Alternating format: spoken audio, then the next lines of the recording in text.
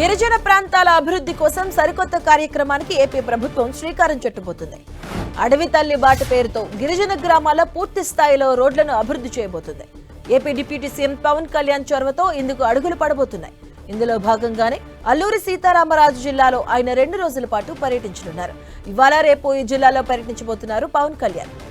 ఇవాళ ఉదయం విశాఖ ఎయిర్పోర్ట్ నుంచి నేరుగా అల్లూరి సీతారామరాజు జిల్లా డుమ్రిగూడ మండలంలోని పెదబాడు గ్రామానికి చేరుకుంటారు. పెదబాడు గ్రామంలోని గిరిజన ఆవాసాలను సందర్శిస్తారు. అడవి తల్లిబాట పేరుతో చేపట్టే రోడ్ల నిర్మాణానికి పవన్ శంకుస్థాపన చేయనున్నారు. అనంతరం అక్కడ నిర్వహించే బహిరంగ సభలో పాల్గొని ప్రసంగిస్తారు.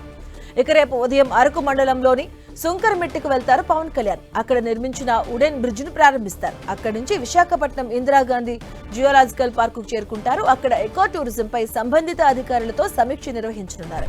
ఏపీలో పర్యాటక అభివృద్ధి, ఎకో టూరిజానికి ఉన్న అవకాశాలపై చర్చిస్తారు. గిరిజన గ్రామాల మధ్య అనుసంధాన రోడ్ల అభివృద్ధి, రాష్ట్రంలో ఎకో టూరిజం ప్రోత్సాహంపై పవన్ కళ్యాణ్ ప్రధానంగా దృష్టి సారించనున్నారు.